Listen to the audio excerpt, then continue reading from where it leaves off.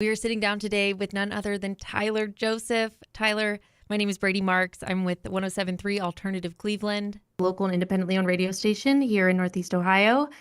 And yeah, I'm honored to be speaking with you. And I do want to just start off with the elephant in the room. What will be public knowledge by the time this video reaches the airwaves is the show that is just announced in Columbus, your homecoming show, October 17th at the Shoe. Yeah, it's gonna be crazy. It's kind of like it doesn't, it quite literally doesn't get much bigger than that. And I don't know, anyone who's gonna be at that show is gonna kind of watch Josh and I probably, kind of realize over the course of the show that, we've reached that peak. And I'm not really sure exactly what sort of emotion it's gonna be or how it's gonna manifest itself, but it should be a pretty powerful moment. Yeah. Can I ask how it came together, how you guys ended up being at the shoe? I know I also heard that this is the first time the college is even having a band play there during football season. Yeah, the university has been very accommodating and really couldn't do it without them allowing us to do it during football season. Like you said, that's not been done before. And yeah, I think that we just knew that we were gonna, after this year, wind things down for a while, and it felt like the timing was lining up for us to one more show. It will be it'll be a really long set, probably one of the longest sets we've ever done. Putting the final touches on the set list now. Um, and so it will be like a new show entirely. And so a lot of work still to be done on it. But from what I've put together so far, it's going to be one of the more challenging shows we've ever done, but also I would assume most rewarding as well. Yeah. I'm so excited for the show and just thank you for doing a show, for bringing your artistry back home to your home. And I know you probably hear people say all the time, I've been a fan for forever, but I was introduced to your music through Vessel, and I went to your 2014 show at Jacobs Pavilion. It was the first show I could drive myself to. I just got my Nice. license. Um, and I feel so privileged. Oh my gosh, like my younger self didn't know how lucky I was to see you guys at that venue. And then I saw you again at Rocket Arena, and like it was still, I still felt like it was that small of a venue. You have this way of making any person in the room feel like they're immersed in the show, whether it's like the lasers high up that are like over Hmm. people's heads, or when you did the body double moment Hmm. during the Clancy tour. Like I have never seen an artist or two artists as big as you and Josh make it such a point to bring in those forgotten fans, to make sure they still love the show. Can you talk about that or the importance of that? Yeah, I mean, it's a really intuitive observation. It's definitely something that we focused on. It was like, trying to imagine, that kid all the way in the back. How do we make that still something that they'll remember? Um, it poses a bit of a challenge. The larger the room, obviously, and Ohio Stadium is going to be the largest. Um, it's interesting. Sometimes you don't quite know, like, how long is it going to take for me to get all the way back there? And you know, is the song long enough, to even do that? And so we're kind of in that building phase of the set list to make sure that we can still bring in that entire stadium into the show and bring the show to them no matter where they are, as much as we can. And so, yeah, that's definitely one of the challenges is to maintain that philosophy, even as the venues scale all the way up to a stadium. So, yeah, it'll be interesting. Yeah, I'm excited to see how you guys pull that off. I know you will, but how exactly you pull that Well, we'll off. see. We might Yeah. not. Yeah. I will forgive you if you don't. No, we will. No, you're so beloved by your fans all over the world, but being from Ohio, I'm born and raised Northeast Ohio, but Ohioans still the same. We have a love-hate relationship with this state, almost like, people make fun of us and it's like our little sibling. Like, no, don't talk about Ohio like that. Yeah. Yeah, I want back to off. know. Yeah, yeah, come on. I want to know if the shows you do in Ohio, if there's something different that you've noticed just throughout your whole time playing. Yeah, I mean, I would say that I guess there's just this extra sense of pride. Um, and yes, from the audience being proud of us because we're from Ohio and we still live here and we love where we're from, but also we have a sense of pride because um, it does seem like more recently our shows in Ohio has have brought in a lot of people traveling in to see kind of the Ohio show because we've always tried to make it special and add more to that show than any other show. And so I like the idea that people travel in and get to experience Ohio and kind of see it firsthand rather than Yeah. the way that maybe they hear it talked about or its preconceived notion of what it's like.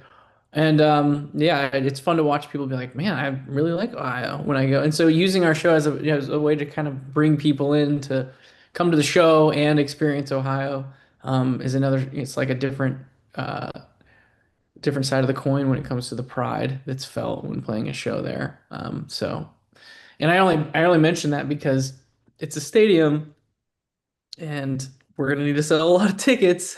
And I hope people come in from potentially more than just Ohio to come to the show. But I don't know. Every time Josh and I will always be, kind of worried and um, just a little anxious about whether or not we can sell tickets. And I think that started at a very, early on in our career where that was what it was all about. It was like, okay, which venue are we going to play? How many tickets can we sell?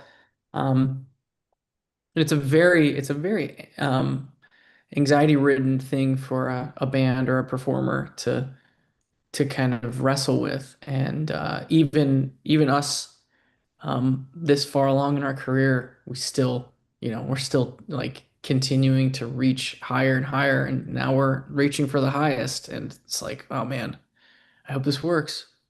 I think, that's a sign of like, a really great artist or someone really great at their craft that nerves still brew. I like to Mhm. think that. And it shows the consideration you have for your fans that you want to put on a successful show for them.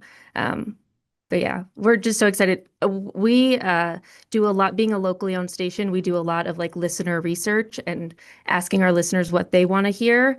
And overwhelmingly every year, like your music stands out. Hmm. Compare, like people love the music you play, and I get it because I love it as well. Um, but yeah, That's awesome. so I know you got a lot of people in Cleveland and Akron area that are about to drive down for this That's show. awesome.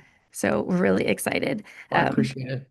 yeah. And with our listeners, we've asked them like over the years, if you ever met your favorite artist, what would you ask them? And I searched through and I found somebody who wanted to ask you a question. And I was wondering if I Okay. could ask. They don't know I'm asking this, so hopefully they see this. But this is one of our listeners, Ashton, wanted to know, was the approach to writing Breach different from Clancy, despite them being continuations of the same story? Mm. Um, that kind of that time frame all kind of blurs together for me, honestly. As far as finding a rhythm and the way that Josh and I were writing and the momentum that we kind of caught was continued from one record to the next. So I personally, and I don't know if um, maybe some of our fans feel this as well. Sometimes I don't remember which song is on which record between Breach and Clancy, like because they were so close to each other. Yeah. And so in a sense, I kind of feel like their creative process um, were kind of together. They were brother and sister. They, came from they were raised by the same family or, whatever metaphor you would use. So yeah, very similar process. Josh has a studio with his drums. We get all of our drums out of that. I have a studio where I do, most of the writing and recording as well. And we collaborate and come together. And we worked with our producer friend Paul Meany on it. And so both of those things that I just listed were present in both records. And so um, I think that there is probably, if I were to really try to dissect the difference, maybe the mindset on Clancy was this like uh desire to prove something to ourselves. And then Clancy was written with more of a reassurance that our fans, we didn't have to, prove something as much, but also um, just kind of maintain the things that make us who we are. Rather than, sometimes as an artist, you feel the pressure to completely reinvent your process or reinvent yourself. Um, and I've found that that's not always, yes, sometimes that's necessary, but I found that that's not always the healthiest progression for an artist or even a fan to experience as well. So trying to find that balance between doing something new, trying to keep it fresh, saying new things, but also not feeling like you want to only push off of who you were, but kind of being okay with who you were and being inspired by who you were. And so that's kind of how Breach was maybe written with more of that mindset. Oh, beautiful answer. Thank you. Oh, yeah. Yeah, that was great. I'm sure Ashton, if they listen to this, they'll be very happy that you answered that question. Thank you. Yeah. Um, I want to know, and I know I only have a little bit more time with you. Whenever I've gone to your show, like your fans are some of the coolest, most obsessed fans in the best way. You know, you make music that they connect with so much, but they end up putting some time and effort into some pretty creative gifts that at least I don't know if it ever makes it to you, but every time I've gone to one of your shows, I see people with their little thing they hope to get to you or Josh. And I wonder if there's something that sticks out, a really great gift you got from a fan or something that you were like, that really stuck with you. Yeah, well, I mean, I have a big box at home that has a lot of that stuff in it that I've kept, and um, the stuff that lasts and sticks around is usually like stuffed animal stuff. I know it's kind of weird, but like plushy things that they make or knit or crochet themselves. And as a dad, I just look at those things. I'm like, oh, that's so cool. And I usually, will give them over to my kids and they'll play with them and have them around. So, even on the most normal Ohio day, I'll look over and see like my daughter playing with some gift that I was given at some point. And Oh, I always thought that was cool. Sometimes they have to like go to the show with the thing. And then if they're in the pit, it's like kind of sweaty and gross. And so I'm like, I think I'm gonna wash that first before I let my kids like sleep next to it. But other than that quick washing process, yeah, we like to keep things around. It's a weird thing to think about though, how normal that is for my kids. Someone gave this yeah. to dad, and it's not his birthday, it's not, Christmas, it's just they just gave it to him. And so we work through that for them to try to understand it. But all in all, it's a net positive. Yeah, How awesome definitely. and creative our fans are. I feel like the people who make the plushy stuff, they feel like they hit the jackpot, you know. Yeah. It's gonna be it's gonna be a fair family heirloom now, you know. Hmm. Very well could be.